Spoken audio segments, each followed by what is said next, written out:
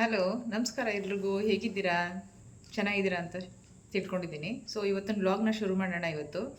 ಇವತ್ತಿನ ತಿಂಡಿ ಚಿತ್ರಾನ್ನ ಆಯಿತು, ಎಲ್ಲ ಪೂಜೆ ಎಲ್ಲ ಆಯಿತು. ಸೊ ಶುರು ಮಾಡೋಣ ಅಂತ ಹೇಳಿ ನಾನು ನಿಮ್ಮ ಜೊತೆ ಒಂದು ವಿಷಯ ಹಂಚ್ಕೋಬೇಕು ಅಂತ ಅಂದ್ಕೊಂಡಿದ್ದೀನಿ. ನಾವೆಲ್ಲ ಚಿಕ್ಕವರೆಲ್ಲ ಇದ್ದಾಗ ಬೆಳೆದಿದ್ದೆಲ್ಲ ಹಳ್ಳಿನಲ್ಲಿ. ಸೊ ನಮ್ಗೆ ಊರಲ್ಲಾಗಲಿ ಯಾವುದೇ ದಿನಪತ್ರಿಕೆ ಆಗಲಿ ಅಥವಾ ಆಗಿನ ಕಾಲ ನಮ್ಮ ಚೈಲ್ಡ್ಹುಡ್ ಡೇಸಲ್ಲಿ ಯಾವುದೇ ರೀತಿಯಾದಂಥ ಮ್ಯಾಗ್ಝಿನ್ಗಳಾಗಲಿ ಯಾವುದು ಬರ್ತಿರ್ಲಿಲ್ಲ. ಈ ರೂಪತಾರ, ಗೃಹಶೋಭ ಎಲ್ಲ ಅವಾಗೆಲ್ಲ ನಾವು ಚಿಕ್ಕ ಮಕ್ಕಳಾಗಿದ್ದರೆ ಅದನ್ನೆಲ್ಲ ಓದಬೇಕು ಅಂತ ತುಂಬಾ ಆಸೆ ಪಡ್ತಿದ್ವಿ. ಬಟ್ ಎಲ್ಲೆಲ್ಲಾದರೂ ಅಪರೂಪಕ್ಕೆ ಒಂದೊಂದ್ಸಲ ಸಿಕ್ಕಿದಾಗ ಏನು ಮಾಡ್ತೀವಿ, ಆ ಥರ ಬುಕ್ಕೆಲ್ಲ ಓದ್ತಿದ್ವಿ. ಈ ರೂಪತಾರ ಎಲ್ಲ, ಗೃಹಶೋಭ ಎಲ್ಲ ಓದೋಕ್ಕೆ ತುಂಬಾ ಚೆನ್ನಾಗಿರ್ತಿತ್ತು. ಅವಾಗೆಲ್ಲ ಸಿಕ್ಕಾಬಿಟ್ಟೆ ಇಂಟ್ರೆಸ್ಟ್ ನಮಗೆ. ಮತ್ತು ಜೊತೆಗೆ ಈ ರೂಪತಾರ ಎಲ್ಲ ಓದೋದಕ್ಕೆ ಸಿನಿಮಾ ಆ್ಯಕ್ಟರ್ಗಳ ಬಗ್ಗೆ, ನಟ ನಟಿಯರ ಬಗ್ಗೆ ಎಲ್ಲ ತಿಳ್ಕೊಬೋದು. ಅದರಲ್ಲೆಲ್ಲ ತುಂಬ ಚೆನ್ನಾಗಿ ಬರ್ತಿತ್ತು. ಸೊ ಅದನ್ನೆಲ್ಲ ತುಂಬ ಚೆನ್ನಾಗಿ ಓದ್ತಿದ್ವಿ. ಮತ್ತು ಕೆಲವೊಂದೆಲ್ಲ ರೂಪತರಗಳಲ್ಲಿ ಅಪ್ಪಿತಪ್ಪಿ ಎಲ್ಲರೂ ಬುಕ್ ಸಿಕ್ಕಿದಾಗ ನಮಗೆ ಆ ಕಟ್ಟಿಂಗ್ಸ್ ಎಲ್ಲ ತೆಗೆದಿಟ್ಕೊಳ್ಳೋದು, ಈ ಥರದ್ದೆಲ್ಲ ಕೆಲಸಗಳೆಲ್ಲ ನಾವು ಮಾಡ್ತಿದ್ವಿ. ಇದನ್ನೆಲ್ಲ ನಿಮ್ಮ ಜೊತೆ ಹಂಚ್ಕೋಬೇಕು ಅಂತ ಅನಿಸ್ತಿತ್ತು. ಸೊ ನಮ್ಮ ಊರಲ್ಲಿ ನಾವು ಬೆಳೆದಿರೋ ದಿನಪತ್ರಿಕೆಯೂ ಬರ್ತಾನೆ ಇರೋದು ಬರ್ತಿರಲಿಲ್ಲ. ಅವಾಗೆಲ್ಲೋ ಒಂದೊಂದು ಕಡೆ ಸಿಗ್ತಿರೋದ್ರಿಂದ ಯಾವಾಗಲಾದರೂ ಒಂದೊಂದ್ಸಲಿ ಓದ್ತಾ ಇದ್ವಿ. ಸ್ಕೂಲ್ಗಳಲ್ಲಿ ನಾವು ಹೋದಾಗ ನಾವೆಲ್ಲ ಓದಿದ್ದೆಲ್ಲ ಗೌರ್ಮೆಂಟ್ ಸ್ಕೂಲಲ್ಲಾಗಿರೋದು. ಸ್ಕೂಲ್ಗಳಲ್ಲಿ ಕೆಲವೊಂದು ಸಲ ಸಿಕ್ಕಿದಾಗ ನಾವು ಓದ್ತಾ ಇದ್ವಿ. ಸೊ ನಮಗೆ ಯಾವುದೇ ರೀತಿ ಕತೆ ಕಾದಂಬರಿಗಳು ಈ ಥರ ಓದೋ ಅಭ್ಯಾಸಗಳು ಅವಾಗಿಂದ ಇರಲಿಲ್ಲ ನಮಗೆ. ಸೊ ಇತ್ತೀಚೆಗೆ ನನಗೆ ಬುಕ್ಗಳನ್ನ ಓದಬೇಕು ಅಂತಲೂ ಇಂಟ್ರೆಸ್ಟ್ ಜಾಸ್ತಿ ಆಗಿದೆ. ಸೊ ಹಾಗಾಗಿ ಏನೋ ಒಂದು ಸ್ವಲ್ಪ ಇಂಟ್ರೆಸ್ಟ್, ಓದೋಣ ಕತೆ ಕಾದಂಬರಿಗಳು ಅಂತ ಹೇಳಿ ಮೊನ್ನೆ ಒಂದ್ಸರಿ ಜನವರಿ 26ಗೆ ನಾನು ನನ್ನ ಮಗ ಲಾಲ್ಬಾಗ್ ಹೋದಾಗ ಅಲ್ಲಿ ಪೂರ್ಣಚಂದ್ರ ತೇಜಸ್ವಿ ಅವ್ರ ಬಗ್ಗೆ ಫುಲ್ ಎಲ್ಲ ಡೆಕೋರೇಷನ್ ಎಲ್ಲ ಮಾಡಿದರು. ತುಂಬಾ ಇಷ್ಟ ಆಯಿತು ನನಗಂತೂ ಅಲ್ಲಿ. ಸೊ ಅಲ್ಲಿಂದ ನಾನು ಪರ್ಚೇಸ್ ಮಾಡಿ ತೊಗೊಂಬಂದಿದ್ದಂಥ 2 ಬುಕ್ಗಳು, ಒಂದು ಕಾರ್ವಾಲೋ ಅಂತ ತೊಗೊಂಬಂದೆ, ಇನ್ನೊಂದು ಅಣ್ಣನ ನೆನಪು ಅಂತ ಹೇಳಿ ಇದೊಂದು ಬುಕ್ ತೊಗೊಬಂದೆ. ಇದು ಹೇಗೆ ಕಾಣಿಸ್ತಿದೆಯೋ, ಉಲ್ಟಾ ಕಾಣಿಸ್ತಿದೆಯೋ ಏನೋ ಗೊತ್ತಿಲ್ಲ ನಿಮಗೆ. ಅಣ್ಣನ ನೆನಪು ಅಂತ ಹೇಳಿ ಹೇಗೆ ತೋರಿಸ್ಬೇಕಿತ್ತು, ಕರೆಕ್ಟಾಗಿ ಕಾಣಿಸ್ಬೇಕಾದ್ರೆ ಗೊತ್ತಾಗ್ತಿಲ್ಲ ನನಗೆ. ಅಣ್ಣನ ನೆನಪು ಅಂತ ಇದೊಂದು ಬುಕ್ ತೊಗೊಂಬಂದಿದ್ದೀನಿ. ತುಂಬಾ ಚೆನ್ನಾಗಿದೆ. ನನಗೆ ಓದ್ತಾ ಇನ್ನೂ ಓದಬೇಕು ಅನ್ನೋ ಇಂಟ್ರೆಸ್ಟ್ ಜಾಸ್ತಿ ಆಗ್ತಿದೆ. ಹಾಗಾಗಿ ಆಲ್ಮೋಸ್ಟ್ ಫುಲ್ ಬುಕ್ ಓದಿ ಮುಗಿಸಿದ್ದೀನಿ. ಇದರಲ್ಲಿ ನನಗೆ ತುಂಬ ಇಷ್ಟ ಆಗಿರೋವಂಥದ್ದು ಒಂದೇನು ಅಂತಂದರೆ, ಇಲ್ಲೊಂದು ಇದಿದೆ, ಪೂರ್ಣಚಂದ್ರ ತೇಜಸ್ವಿ ಅವ್ರ ಬಾಲ್ಯದ ದಿನಗಳನ್ನ ಇದರಲ್ಲಿ ತುಂಬಾ ಚೆನ್ನಾಗಿ ವರ್ಣಿಸಿದ್ದಾರೆ. ಕುವೆಂಪು ಅವ್ರ ಬಗ್ಗೆ, ಮತ್ತು ಅವ್ರ ತಂದೆ ಕುವೆಂಪು ಅವ್ರು ಹೇಗಿದ್ರು, ಅವ್ರು ಎಲ್ಲಿ ಕೆಲಸ ಮಾಡ್ತಿದ್ರು, ಇವರು ಹೇಗೆ ಬೆಳೆದ್ರು ಅಲ್ಲಿ ಮೈಸೂರಿನ ಒಂಟಿಕೊಪ್ಪಲು, ಪಡವಾರಳ್ಳಿ, ಈ ಗೋಕುಲಮು, ಇಲ್ಲೆಲ್ಲ ಹೇಗೆ ಅವರು ತನ್ನ ಬಾಲ್ಯದ ದಿನಗಳನ್ನ ಹೇಗೆ ಕಳೆದ್ರು, ಇದ್ರ ಬಗ್ಗೆ ಎಲ್ಲ ತುಂಬಾ ಚೆನ್ನಾಗಿದೆ. ಇದರಲ್ಲಿ ನನಗೆ ತುಂಬ ಇಷ್ಟ ಆಯಿತು ಅಂದರೆ, ಒಂದು ಪೆಂಡ್ಯುಲಮ್ ಬಾರದ ನಾಯಿ ಅಂತ ಹೇಳಿ ಮಾಡಿದ್ದಾರೆ. ಅದು ಒಂದು ಬರೆದಿದ್ದಾರೆ, ಅದು ತುಂಬಾ ಇಷ್ಟ ಆಯಿತು. ಪೂರ್ಣಚಂದ್ರ ತೇಜಸ್ವಿ ಅವರು ಬಾಲ್ಯದಲ್ಲಿದ್ದಾಗ ಅವರು ನಾಯಿ ಸಾಕಿದ್ದಂಥ ಒಂದು ಕತೆ. ಅವ್ರು ನಾಯಿ ಸಾಕೋಕ್ಕೆ ಯಾವ ರೀತಿ ಸರ್ಕಸ್ ಮಾಡಿದ್ರು, ಏನೇನು ಮಾಡಿದ್ರು ಅಂತ ಹೇಳಿ ತುಂಬಾ ಚೆನ್ನಾಗಿದೆ ಇದು. ಸೊ ಇದರಲ್ಲಿ ಇದನ್ನು ಕೆಲವೊಂದನ್ನು ನಾನು ನಿಮ್ಮ ಜೊತೆ ಹಂಚ್ಕೋಬೇಕು ಅಂತ ಅನಿಸುತ್ತೆ. ಅಕಸ್ಮಾತ್ ನಿಮ್ಗೆ ಯಾರಿಗಾದರೂ ಇಂಟ್ರೆಸ್ಟ್ ಇದ್ದರೆ ಓದಬೇಕು ಅಂತ ಹೇಳಿ ಈ ಬುಕ್ನ ತೊಗೊಂಡು ಓದಿ, ತುಂಬಾ ಚೆನ್ನಾಗಿರುತ್ತೆ ಮಾತ್ರ. ಮತ್ತು ಇನ್ನೊಂದು ಮುಂದೆ ಇನ್ನೊಂದು ತೊಗೋಬೇಕು ಅಂತ ಹೇಳಿದ್ದೀನಿ. ರವಿ ಬೆಳಗೆರೆಯದು ಯಾವುದು, ಹೇಳಿ ಹೋಗು ನೀ ಕಾರಣ ಅಂತ ಏನೋ ಹೊಸ ಬುಕ್ ಇದೆ ಅಂತ ಕಾಣುತ್ತೆ. ಸಾರಿ, ಅಕಸ್ಮಾತ್ ಬುಕ್ ಹೆಸರೇನಾದ್ರು ತಪ್ಪಾಗಿದ್ದರೆ ಅದೊಂದು ತೊಗೋಬೇಕು. ಮತ್ತು ಕಾನೂರು ಹೆಗ್ಗಡತಿ ಒಂದು ತೊಗೊಂಡು ಓದಬೇಕು ಅಂತ ಅಂದ್ಕೊಂಡಿದ್ದೀನಿ. ನೋಡೋಣ, ಮುಂದೆ ಏನಾದ್ರು ಸಿಕ್ಕಿದಾಗ ಬುಕ್ ಬಗ್ಗೆ ನಾನು ನಿಮಗೆ ತಿಳಿಸ್ಕೊಡ್ತೀನಿ. ಇದಂತೂ ಬಹಳ ಚೆನ್ನಾಗಿದೆ. ಮತ್ತು ಒಂದ್ಸಲಿ ಓದಿ ಮುಗಿಸಿ ಇನ್ನೊಂದ್ಸಲಿ ಓದಬೇಕು ಅನ್ನೋ ಇಂಟ್ರೆಸ್ಟ್ ಜಾಸ್ತಿ ಆಗಿದೆ ನನಗೆ. ಸೊ ಹಾಗಾಗಿ ಇದನ್ನು ಒಂದ್ಸಲಿ ಒಂದೆರಡು ಸ್ವಲ್ಪ ನಿಮ್ಗೆ ಅರ್ಥ ಆಗೋ ಥರ ನಾನೇನಾದರೂ ಒಂದೆರಡು ನಿಮಗೆ ಅರ್ಥ ಆಗೋ ಥರ ಏನಾದ್ರು ಈ ಕಥೆನಲ್ಲಿ ಇದ್ದರೆ ನಿಮಗೆ ಅರ್ಥ ಮಾಡಿಸೋ ಪ್ರಯತ್ನ ಮಾಡ್ತೀನಿ. ನೋಡಿ, ಇವಾಗ ಪೂರ್ಣಚಂದ್ರ ತೇಜಸ್ವಿಯವರು ಬುಕ್ ಓದೋಕ್ಕೆ ಶುರು ಮಾಡಿದಾಗ ಇದ್ದಂಥ ಅವ್ರಿಗೆ ಇಂಟ್ರೆಸ್ಟ್ ಇದ್ದಂಥದ್ದನ್ನು ಹೇಳ್ತೀನಿ. ಪೂರ್ಣಚಂದ್ರ ತೇಜಸ್ವಿಯವರು ಮಿಡಲ್ ಸ್ಕೂಲ್ನಲ್ಲಿ 4ನೇ ಕ್ಲಾಸಿಗೆ ಬರುವ ಹೊತ್ತಿಗೆ ಕನ್ನಡ ಪುಸ್ತಕಗಳನ್ನು ಓದುವ ಅಭ್ಯಾಸ ಕಾಯಿಲೆ ಎನ್ನುವಷ್ಟು ಬಲವಾಗಿ ಹಿಡಿದು ಬಿಟ್ಟಿತ್ತು ಅವರಿಗೆ. ನಮ್ಮ ಮನೆಯಲ್ಲಿ ರಾಶಿ ಪುಸ್ತಕಗಳಿದ್ದವು. ಅಲ್ಲದೆ ಕನ್ನಡದ ಎಲ್ಲ ಲೇಖಕರ ಪುಸ್ತಕಗಳ ಗೌರವ ಪ್ರತಿಗಳು ಪ್ರಕಟವಾದ ಕೂಡಲೇ ಅಣ್ಣನ ಅವಗಾಹನೆಗೆ ಬರುತ್ತಿದ್ದೆವು. ಅಣ್ಣ ಮೀನ್ಸ್ ಅವರ ತಂದೆ ಕುವೆಂಪು ಅವರು. ಅವನ್ನೆಲ್ಲ ಯಾವುದು ಏನೆಂದು ನೋಡದೆ ನಾನು ತಗೊಂಡು ಮನೆಯ ಯಾವುದೋ ಮೂಲೆಯಲ್ಲಿ ಓದುತ್ತಾ ಕುಳಿತು ಬಿಡುತ್ತಿದ್ದೆ. ಇಹಪರದ ಪರಿವೆಯೇ ಇಲ್ಲದೆ ಓದುತ್ತಾ ಕುಳಿತಿರುತ್ತಿದ್ದ ನನ್ನನ್ನು ಅಮ್ಮ ಹುಡುಕಿ ಎಬ್ಬಿಸಿ ಊಟಕ್ಕೆ ಕಳಿಸುತ್ತಿದ್ದರು. ಆಗೊಮ್ಮೆ ಕಾನೂರು ಹೆಗ್ಗಡತಿ ಸಿಕ್ಕಿತು.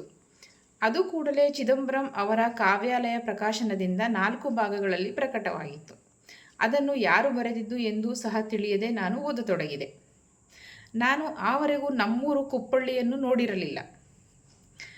ಆದರೂ ಅದನ್ನು ಓದುತ್ತಾ ಹೋದಂತೆ ನನಗೆ ಏನೋ ಒಂದು ಆತ್ಮೀಯ ಪರಿಚಿತ ಪ್ರಪಂಚ ಹೊಕ್ಕಂತೆನಿಸಿತು. ಅದರ ಕೊನೆಯ ಭಾಗ ಸಿಕ್ಕದೆ ಚಡಪಡಿಸಿ ಮನೆಯೊಳಗಿದ್ದ ಪುಸ್ತಕಗಳನ್ನೆಲ್ಲ ಅಡಿಮೇಲು ಮಾಡುತ್ತಿದ್ದಾಗ ಅಮ್ಮ ನನಗೆ ಅದನ್ನು ನಿಮ್ಮಣ್ಣನೇ ಬರೆದಿದ್ದು ಕಣೋ ಎಂದು ಹೇಳಿದರು.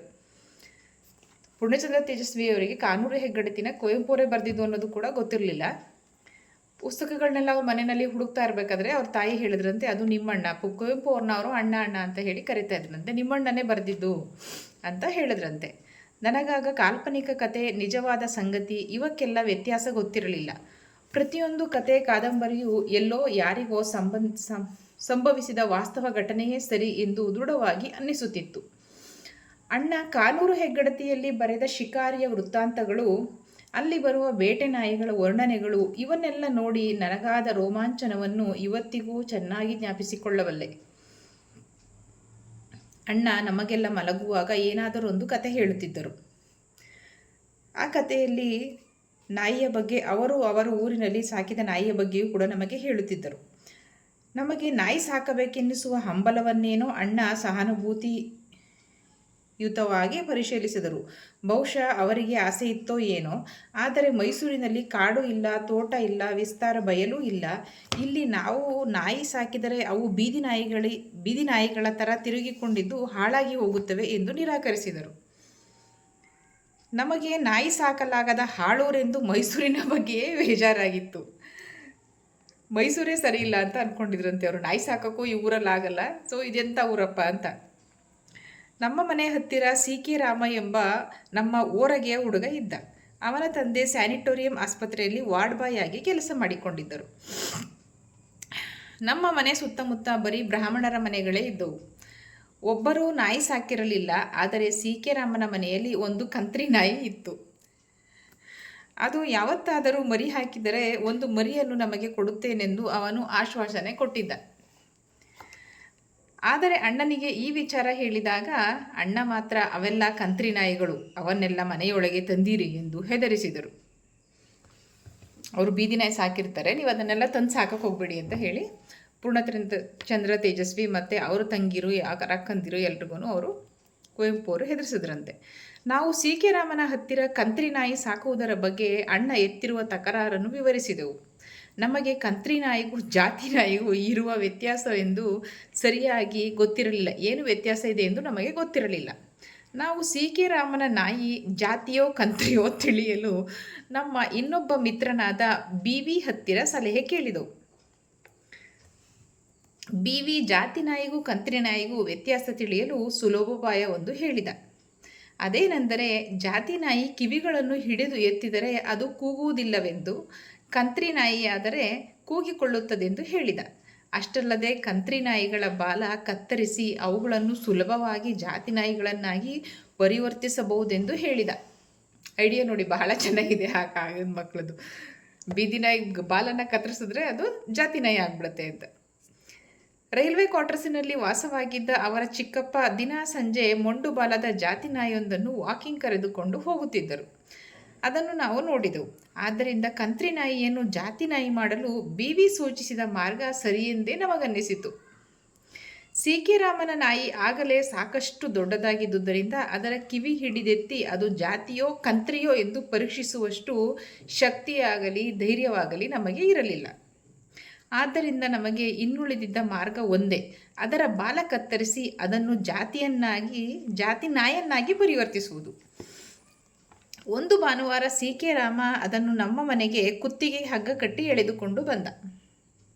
ಅಣ್ಣ ಅಮ್ಮ ಎಲ್ಲ ಊಟ ಮಾಡಿ ಮಲಗಿದ್ದರೂ ರಾಮನ ನಾಯಿಯ ಬಾಲ ಕತ್ತರಿಸಿ ಅದನ್ನು ಮತಾಂತರಗೊಳಿಸಲು ಅದು ಒಳ್ಳೆ ಸಮಯವೆಂದು ನಾವು ತೀರ್ಮಾನಿಸಿದ್ದೆವು. ಎಷ್ಟು ಚೆನ್ನಾಗಿ ಬರೆದಿದ್ದಾರೆ ನೋಡಿ, ನಾಯಿ ಬಾಲನ ಕಟ್ ಮಾಡಿ ಅದನ್ನು ಮತಾಂತರಗೊಳಿಸೋದು. ಆದರೆ ನಮ್ಮ ನಿರ್ಣಯ ಕೃತಿಗೊಳಿಸಲು ಹೊರಟಾಗ ನಮಗೆ ಅನೇಕ ಸಂದೇಹಗಳು ತಲೆದೋರಿದವು. ಅದನ್ನು ಬ್ಲೇಡಿನಲ್ಲಿ ಕುಯ್ಯಬೇಕೋ ಕತ್ತರಿಯಲ್ಲಿ ಕತ್ತರಿಸುವುದೋ ತಿಳಿಯದೇ ಹೋಯಿತು. ಅಷ್ಟು ದಪ್ಪ ಇರುವ ಅದರ ಬಾಲ ನಮ್ಮಂಥ ಚಿಕ್ಕ ಹುಡುಗರ ಕೈಲಿ ಕತ್ತರಿಸುವುದು ಕಷ್ಟವೆನಿಸಿತು. ಎರಡನೇ ಸಂದೇಹ ಎಂದರೆ, ಸುಮಾರು ಅರ್ಧ ಮಾರು ಇರುವ ಬಾಲವನ್ನು ಎಲ್ಲಿಗೆ ಕತ್ತರಿಸುವುದು? ತುಂಬ ಹೊತ್ತು ಸಮಾಲೋಚನೆ ಮಾಡಿ ಆನಂತರ ಅದಕ್ಕೂ BVಯನ್ನೇ ಕೇಳಬೇಕೆಂದು ತೀರ್ಮಾನಿಸಿದೆವು. ಅವತ್ತು ರಾಮನ ನಾಯಿಯ ಮತಾಂತರವನ್ನು ಮುಂದೂಡಿದೆವು. ನಮಗಿಂತ ಒಂದೆರಡು ವರ್ಷ ಹಿರಿಯವನಾದ ಬಿವಿಗೆ ನಮ್ಮ ಅನುಮಾನಗಳನ್ನು ಹೇಳಿದಾಗ ನಮ್ಮ ಸಮಸ್ಯೆಗಳನ್ನು ತೀರಾ ಕ್ಷುಲ್ಲಕವಾಗಿ ಪರಿಗಣಿಸಿ ಅವನ ಚಿಕ್ಕಪ್ಪನ ಮನೆಯ ಜಾತಿ ನಾಯಿ ಬಾಲ ಕಟ್ ಮಾಡಿದ್ದನ್ನು ಅವನು ನೋಡಿರುವುದರಿಂದ ತಾನೇ ಬಂದು ಸಿ ಕೆ ರಾಮನ ನಾಯಿ ಬಾಲ ಕಟ್ ಮಾಡಿ ಕೊಡುತ್ತೇನೆಂದು ಹೇಳಿದ. ರಾಮನ ತಾಯಿ ಮಹಾ ಗಯ್ಯಾಳಿ ಹೆಂಗಸಾದ್ದರಿಂದ ಮಹಾ ಜಗಳಗಂಟೆ ಅಥವಾ ಗಯ್ಯಾಳಿ ಹೆಂಗಸು ಅಂತ ಹೇಳ್ಬೋದು. ತುಂಬ ಜೋರು ರಾಮನ ತಾಯಿಯವರು. ಗಯ್ಯಾಳಿ ಹೆಂಗಸಾದ್ದರಿಂದ ಅದನ್ನು ಮತ್ತೆ ನಮ್ಮ ಮನೆಗೆ ಕರೆತರಬೇಕೆಂದು ಹೇಳಿದ. ಭಾನುವಾರ ಬಿವಿ ಬಂದ ನಮ್ಮ ಮನೆಯ ಹಿಂಭಾಗದಲ್ಲಿ ಗಲ್ಲಿ ಕಡೆಗೆ ಒಂದು ಚಿಕ್ಕ ಬಾಗಿಲಿತ್ತು. ಒಂಟಿಕೊಪ್ಪಲಿನ ಎಲ್ಲ ಹಳೆ ಮನೆಗಳಲ್ಲೂ ಮನೆ ಹಿಂಭಾಗದಲ್ಲಿ ಕಡೆಗೆ ಚಿಕ್ಕ ಬಾಗಿಲಿರುವುದೊಂದನ್ನು ನೋಡಬಹುದು. ಅವೆಲ್ಲ ಮಲ ಸಾಗಿಸುವ ಜಾಡಮಾಲಿಗಳು ಮುಂಭಾಗದಲ್ಲಿ ಓಡಾಡದೆ ಹಿಂದಿನಿಂದಲೇ ತಿರುಗಾಡಲೆಂದು ಮಾಡಿದ ಬಾಗಿಲುಗಳು. ಆ ಕಾಲದಲ್ಲಿ ನಾವು ಚಿಕ್ಕವರಿದ್ದಾಗ ಅಪ್ಪ ಅಮ್ಮನ ಕಣ್ಣಿಗೆ ಬೀಳದಂತೆ ಕದ್ದು ಓಡಾಡಲು ಯಾವಾಗಲೂ ಆ ಬಾಗಿಲನ್ನೇ ಉಪಯೋಗಿಸುತ್ತಿದ್ದವು. ಸಿ ಕೆ ರಾಮ ಅಲ್ಲಿಗೆ ನಾಯಿ ಕರೆದುಕೊಂಡು ಬಂದ. ಗಲ್ಲಿಯ ಓಣಿಯ ಮೇಲೆ ಒಂದು ನಲ್ಲಿ ಪೈಪು ಹಾಕಿದ್ದರು. ಬಿವಿ ಬಂದವನೇ ನಮ್ಮ ಹತ್ತಿರ ಕತ್ತಿ ಇಸ್ಕೊಂಡು ಅವ್ರ ಹತ್ರ ಕತ್ತಿ ತಗೊಂಡ್ರಂತೆ ನಾಯಿಯ ಬಾಲವನ್ನು ಆ ಪೈಪಿನ ಮೇಲೆ ಇಟ್ಟುಕೊಂಡು ಕಡಿದೇ ಬಿಟ್ಟ. ಆವರೆಗೂ ನಮ್ಮೊಡನೆ ಬಾಲವನ್ನಾಡಿಸುತ್ತ ವಿಶ್ವಾಸದಿಂದ ಇದ್ದ ನಾಯಿ ಬಾಲಕ್ಕೆ ಏಟು ಬೀಳುತ್ತಲೇ ಕೋಪಾವೇಶದಿಂದ ನಮ್ಮ ಮೇಲೆ ಹಾರಿ ಕಚ್ಚಲು ಬಂದಿದ್ದಲ್ಲದೆ ಬಾಲದ ನೋವಿಗೆ ಆರ್ತನಾದ ಮಾಡುತ್ತಾ ಗಲ್ಲಿ ಬಾಗಿಲಿನಿಂದ ಮನೆಯೊಳಗೆ ನುಗ್ಗಿ ಹತ್ತಿರದಲ್ಲೇ ಇದ್ದ ಬಚ್ಚಲು ಒಲೆಯೊಳಗೆ ಹೊಕ್ಕು ಕುಳಿತು ಬಿಟ್ಟಿತು. ಪಾಪ ತಾನೇ ಇನ್ನೇನು ಮಾಡೋಕ್ಕೆ ಸಾಧ್ಯ? ಅಷ್ಟು ಜೋರಾಗಿ ಕಟ್ ಮಾಡಿದ್ರೆ ಅದಕ್ಕೂ ತುಂಬ ನೋವಾಗುತ್ತೆ. ಅದು ಪ್ರಾಣಿನೇ ಅಲ್ವಾ. ಒಲೆಯೊಳಗೆ ಬರೀ ಬೂದಿ ಇದ್ದುದರಿಂದ ಅದಕ್ಕೇನೂ ಆಗಲಿಲ್ಲ. ಸದ್ಯ ಆ ಒಲೆಯಲ್ಲಿ ಬೆಂಕಿ ಹಚ್ಚಿರಲಿಲ್ಲ. ಬೆಂಕಿಯಲ್ಲಿ ಆರೋಗಿ ನೀರೊಲೆ ಇದ್ದರೆ ನೀರು ಕಾಯಿಸೋದಕ್ಕೆ ಅಂತ ಅಂಡೆ ಇಟ್ಕೊಂಡಿರ್ತಾರೆ, ಅಲ್ಲಿ ಖಾಲಿ ಬೂದಿ ಇತ್ತು.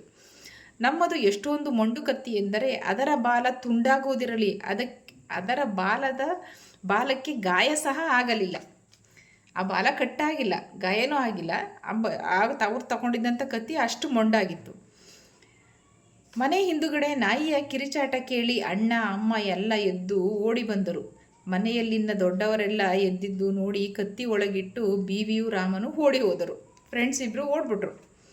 ಅಣ್ಣ ಬಂದಾಗ ಮೀನ್ಸ್ ಕುವೆಂಪು ಅವರು ಬಂದಾಗ ನಾನು ಚೈತ್ರ ಇಬ್ಬರೇ ನಿಂತಿದ್ದೆವು. ಚೈತ್ರ ಪೂರ್ಣ ತೇಜಸ್ವಿ ಅವರ ಸಹೋದರಿ. ಅಣ್ಣನ ಕೈಯಲ್ಲಿದ್ದ ಬೆತ್ತ ನೋಡಿ ನಡೆದುತ್ತೇನೆಂದು ಹೇಳಿದರೆ ಬೆತ್ತದ ಏಟು ತಿನ್ನಬೇಕಾಗುತ್ತದೆಂದು ಹೆದರಿ ನಾನು ರಾಮನ ಹತ್ತಿರ ಮಾತನಾಡುತ್ತಾ ಇರಬೇಕಾದರೆ ಅವನ ನಾಯಿ ಬಂದು ಖಾಲಿ ಇದ್ದ ಬಚ್ಚಲು ಒಲೆಯೊಳಗೆ ಸೇರಿಕೊಂಡು ಬಿಟ್ಟಿದೆ ಎಂದು ಸುಳ್ಳು ಹೇಳಿದರು. ಅವರು ಕುವೆಂಪು ಅವರ ಕೈಯಲ್ಲಿದ್ದಂಥ ಬೆತ್ತ ನೋಡಿ ನಿಜ ಹೇಳಿದ್ರೆ ಏಟು ಬೀಳುತ್ತೆ ಅಂತ ಹೇಳಿ ಸುಳ್ಳು ಹೇಳಿದರು. ಯಾರು? ಪೂರ್ಣಚಂದ್ರ ತೇಜಸ್ವಿ ಅವರು ಕುವೆಂಪು ಅವ್ರ ಜೊತೆ. ತೆರೆದುಕೊಂಡಿದ್ದ ಗಲ್ಲಿ ಬಾಗಿಲು ಓಡಿ ಹೋಗಿದ್ದ ಸಿ ಕೆ ರಾಮ ನಮ್ಮ ಗಾಬರಿಯ ಮೋರೆ ಇವನ್ನೆಲ್ಲ ನೋಡಿ ಅಣ್ಣನಿಗೆ ನಾವು ನಟಿಸಿರುವಷ್ಟು ಮುಗ್ಧರಲ್ಲ ಎನ್ನಿಸಿತು.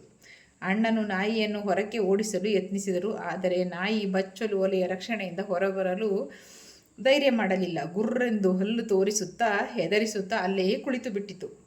ನಾವು ಏನು ತೊಂದರೆ ಮಾಡಿದ್ದರಿಂದ ಅದು ಆತ್ಮರಕ್ಷಣೆಗಾಗಿ ಬಚ್ಚಲು ಒಲೆಯೊಳಗೆ ನುಗ್ಗಿ ಕುಳಿತಿದೆ ಎಂದು ಅಣ್ಣನಿಗೆ ಅನುಮಾನ ಬಂದರೂ ನಾಯಿಯ ಬೊಬ್ಬೆ ತನಿಖೆ ಮಾಡಿ ಸತ್ಯಶೋಧನೆಗೆ ಮಾಡಬೇಕಾದಷ್ಟು ಮುಖ್ಯ ವಿಷಯವಾಗಿ ತೋರಲಿಲ್ಲ. ಆದ್ದರಿಂದ ಓದಿಕೊಳ್ಳೋ ಹೋಗಿ ಎಂದರೆ ಇಲ್ಲಿ ಬಂದು ಚೇಷ್ಟೆ ಮಾಡುತ್ತೀರಾ ಎಂದು ಬೆತ್ತದಿಂದ 4 ಬಾರಿಸಿದರು. ಕೊನೆಗೂ ಏಟು ಬಿತ್ತು ಅವರಿಗೆ. ಆಮೇಲೆ ನಾಯಿ ಕೊಂಚ ಹೊತ್ತು ಕಳೆದರೆ ಅದಾಗದೆ ಹೋಗುತ್ತೆ, ನೀವು ನಡೀರಿ ಎಂದು ಜೋರು ಮಾಡಿದರು.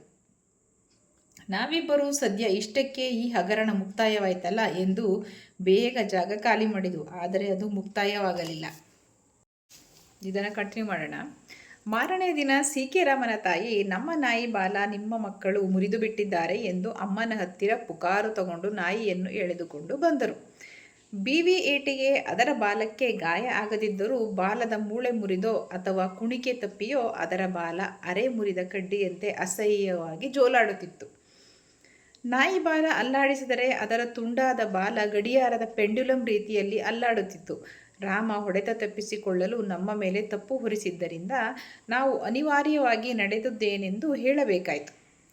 ರಾಮನ ನಾಯನ್ನು ಜಾತಿ ನಾಯಿ ಮಾಡಿಕೊಡಲು ಬಿವಿ ಮಾಡಿದ ಕೆಲಸವೆಂದು ನಾವು ತಪ್ಪನ್ನು ಅವರಿಬ್ಬರ ಮೇಲೆ ಹೊರಿಸಿದೆವು. ಅದನ್ನು ಜಾತಿ ನಾಯಿ ಮಾಡಬೇಕೆಂದ ಚಿತಾವಣೆಗೆ ನಾನೇ ಮೂಲ ಕಾರಣ ಎನ್ನುವುದನ್ನು ನಾನು ಹೇಳಲೇ ಇಲ್ಲ.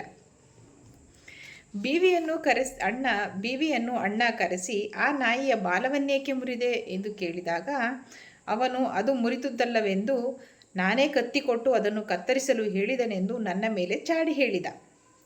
ನಾನು ಅವನಿಗೆ ಮನೆಯ ಕತ್ತಿ ಒದಗಿಸಿದ ಸಾಕ್ಷಿ ಇದ್ದುದರಿಂದ ಅವನ ಮಾತನ್ನು ನಂಬಿ ಅಣ್ಣ ವಿನಾಕಾರಣ ಆ ನಾಯಿಯ ಬಾಲ ಜೋತಾಡುವಂತೆ ಮಾಡಿದ್ದೇಕೆಂದು ನನಗೆ 4 ಬಿಗಿದರು.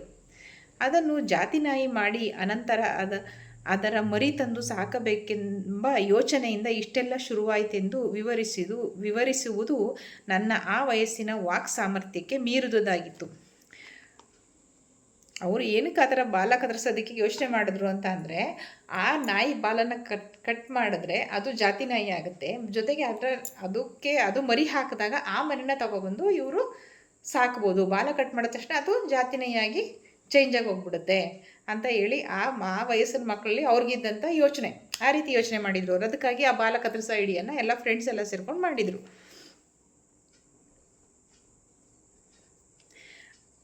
ಅದರಿಂದೆಲ್ಲ ನಮ್ಮ ತಂದೆಯವರಿಗೆ ನಡೆದುದೆಂಬುದರ ಬಗ್ಗೆ ಸ್ಪಷ್ಟ ಚಿತ್ರಣ ಸಿಕ್ಕಿತೆಂದು ಹೇಳಲಾಗುವುದಿಲ್ಲ. ಬಟ್ ಅದು ಕುವೆಂಪು ಅವರಿಗೆ ಪೂರ್ತಿ ಅರ್ಥ ಆಯಿತು ಅಂತ ಗೊತ್ತಾಗಲಿಲ್ಲ. ಆದರೆ ಸ್ಥೂಲವಾಗಿ ನಮ್ಮ ನಾಯಿ ಸಾಕುವ ಚಪಲದ ದೆಸೆಯಿಂದ ಇದೆಲ್ಲ ನಡೆಯುತ್ತದೆ ಎಂದು ಅವರಿಗನ್ನಿಸಿರಬಹುದು.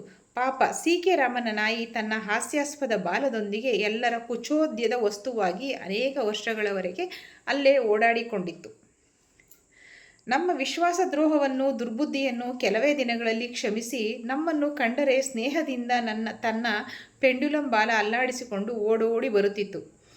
ನೋಡಿ, ಪ್ರಾಣಿಗಳಿಗೆ ನಾವು ಎಷ್ಟೇ ತೊಂದರೆ ಕೊಡಲಿ, ಏನೇ ಮಾಡಿದ್ರೂ ಅವರು ಆ ವಯಸ್ಸಲ್ಲಿ ಬಾಲದ ನಾಯಿ ಬಾಲ ಕಟ್ ಮಾಡೋಕ್ಕೆ ಹೋಗಿದ್ರು ಕೂಡ ಅಟ್ಲೀಸ್ಟ್ ಅದಕ್ಕೊಂದು ತುತ್ತು ಅನ್ನ ಹಾಕಿದ್ರೆ ಅಥವಾ ಒಂದಿನ ಪ್ರೀತಿ ತೋರಿಸಿದ್ರೆ, ನಾವೇನೇ ಮಾಡಲಿ, ನಾವೇನೇ ಹೊಡಿಲಿ ಬಡಿಲಿ, ನಾವೇನೇ ಮಾಡಿದ್ರೂ ಕೂಡ ನಮ್ಮ ಹಿಂದೆ ಬರೋದನ್ನು, ನಮ್ಮ ಜೊತೆ ಪ್ರೀತಿಯಿಂದ ನಡ್ಕೊಳ್ಳೋದನ್ನು ಯಾವುದೇ ಕಾರಣಕ್ಕೂ ಅದು ಬಿಡಲ್ಲ. ಬಟ್ ನಾವು ಮನುಷ್ಯರು ಹಾಗಲ್ಲ ಅಲ್ವಾ, ಮನುಷ್ಯನೇ ಬೇರೆ ಥರ ಜೀವಿ. ಬಟ್ ಪ್ರಾಣಿಗಳಿಗೆ ಬಹಳ ನಿಯತ್ತು. ನನಗಂತೂ ಪ್ರಾಣಿಗಳ ಬಗ್ಗೆ ತುಂಬಾ ಪ್ರೀತಿ. ಈ ನಡುವೆ ನಮ್ಮ ಸುಕೃತವೆಂಬಂತೆ ಮನೆಗೆ ಒಂದು ದಿನ ಒಬ್ಬ ಕಳ್ಳ ನುಗ್ಗಿದ. ಅಂಥ ದರೋಡೆಯನ್ನೇನೋ ನಾವನು ಮಾಡದಿದ್ದರೂ ನಮ್ಮ ಸ್ಟೋರ್ ರೂಮಿನ ಬೀಗ ಒಡೆದು ಕೆಲವು ವಸ್ತುಗಳನ್ನು ಮನೆಯ ಹಿಂಭಾಗದಲ್ಲಿದ್ದ ಲೈಟು, ಬಲ್ಪುನಲ್ಲಿ ಇತ್ಯಾದಿಗಳನ್ನು ಕದ್ದೊಯ್ದಿದ್ದ. ಅವರ ಮನೆಯಲ್ಲಿ ಒಂದಿನ ಕುವೆಂಪು ಅವ್ರ ಮನೆಯಲ್ಲಿ ಕಳ್ಳತನ ಆಗಿತ್ತು. ಕಳ್ಳ ಏನೇನು ಎತ್ಕೊಂಡು ಹೋಗಿದ್ದ ಅಂತ ಅಂದರೆ ಲೈಟು, ಬಲ್ಪ್ಗಳು ಮತ್ತು ನಲ್ಲಿಗಳನ್ನು ಎಲ್ಲ ಬಿಚ್ಕೊಂಡು ತಗೊಂಡು ಹೊರಟೋಗಿದ್ದ. ಬೆಳಿಗ್ಗೆ ಎದ್ದಾಗ ಸ್ಟೋರಿನ ಬೀಗ ಮುರಿದು ಬಿದ್ದಿತ್ತು. ಅಕ್ಕಿ ಚೀಲ ರೂಮಿನ ಹೊರಗೆ ಬಿದ್ದಿತ್ತು. ಅಣ್ಣ ಪೊಲೀಸ್ ಪೇದೆಯೊಬ್ಬರ ಜೊತೆ ಮಾತನಾಡುತ್ತಿದ್ದುದು ನೆನಪಿಗೆ ಬರುತ್ತದೆ. ಅಣ್ಣ ಒಬ್ಬ ಆಚಾರಿಯನ್ನು ಕರೆದುಕೊಂಡು ಬಂದು ಸ್ಟೋರಿಗೆ ಬಲವಾದ ಚಿಲಕ ಬೀಗಗಳನ್ನು ಹಾಕಿ ಬಂದೋಬಸ್ತ್ ಮಾಡಿಸಿದರು. ಆದರೂ ಆಚಾರಿ ಕೆಲಸ ಮಾಡುತ್ತಾ ಎಂಥ ಬೀಗ ಹಾಕಿದರೂ ಕಳ್ಳ ಮುರಿಯುತ್ತಾರೆಂದು ಹೇಳಿದ. ಕಳ್ಳರನ್ನು ತಡೆಗಟ್ಟಲು ಒಂದು ಒಳ್ಳೆ ನಾಯಿ ಸಾಕುವುದು ಉತ್ತಮ ಎಂದು ಉಪಾಯ ಕೂಡ ಕೊಟ್ಟ. ಇವೆಲ್ಲದರ ಪರಿಣಾಮವಾಗಿ ಅಣ್ಣ ನಾವು ಸೇರಿ ಒಂದು ನಾಯಿ ಸಾಕೋಣವೆಂದು ತೀರ್ಮಾನಿಸಿದೆವು. ಶಿವಮೊಗ್ಗದ ನಮ್ಮ ಅಜ್ಜನ ಮನೆಯಲ್ಲಿ ಟಿಪ್ಪು, ಮಾಂಬಿ, ಡೂಲಿ ಮೊದಲಾದ ಅನೇಕ ನಾಯಿಗಳಿದ್ದವು. ಅವುಗಳಲ್ಲಿ ಯಾವುದಾದರೂ ಮರಿ ಹಾಕಿದರೆ ಒಂದು ಮರಿ ತರಿಸೋಣ ಎಂದು ನಿರ್ಧರಿಸಿದರು. ಇಲ್ಲಿಗೆ ಈ ಪೆಂಡುಲಂ ಬಾಲದ ನಾಯಿ ಸ್ಟೋರಿ ಮುಗಿಯುತ್ತೆ. ಇದ್ರ ಮುಂದೆ ತುಂಬಾ ಚೆನ್ನಾಗಿದೆ. ಇನ್ನು ಆ ನಾಯಿ ಏನೇನು ಮಾಡ್ತು, ಆ ನಾಯಿ ಯಾವ ರೀತಿ ಟ್ರೈನಿಂಗ್ ಕೊಟ್ಟರು ಮಕ್ಕಳೆಲ್ಲ ಸೇರಿ, ಪೂರ್ಣಚಂದ್ರ ತೇಜಸ್ವಿ ಅವರು, ಅವ್ರ ಫ್ರೆಂಡ್ಸ್ ಎಲ್ಲ ಸೇರಿ, ಇದೆಲ್ಲ ತುಂಬಾ ಚೆನ್ನಾಗಿದೆ. ನಿಮಗೂ ಇಷ್ಟ ಆದರೆ ಅಕಸ್ಮಾತ್ ಏನಾದ್ರು ಕನ್ನಡ ಬುಕ್ಗಳನ್ನ ಓದುವಂಥ ಅಭ್ಯಾಸ ಏನಾದ್ರು ಮಾಡ್ಕೋಬೇಕು ಅಂತ ಅನಿಸಿದ್ರೆ ನಾನು ಸಜೆಸ್ಟ್ ಮಾಡುವಂಥ ಬುಕ್ಕು ಅಣ್ಣನ ನೆನಪು ತುಂಬಾ ಚೆನ್ನಾಗಿದೆ. ಕಾರ್ವಾಲೋ ಕೂಡ ಓದಿದ್ದೀನಿ, ಅದನ್ನು ತುಂಬ ಚೆನ್ನಾಗಿದೆ. ಓದಿ ನಮ್ಮ ಕನ್ನಡ ಬುಕ್ಗಳನ್ನ ಓದುವಂಥ ಅಭ್ಯಾಸ ಮಾಡ್ಕೊಳ್ಳೋಣ. Thank you.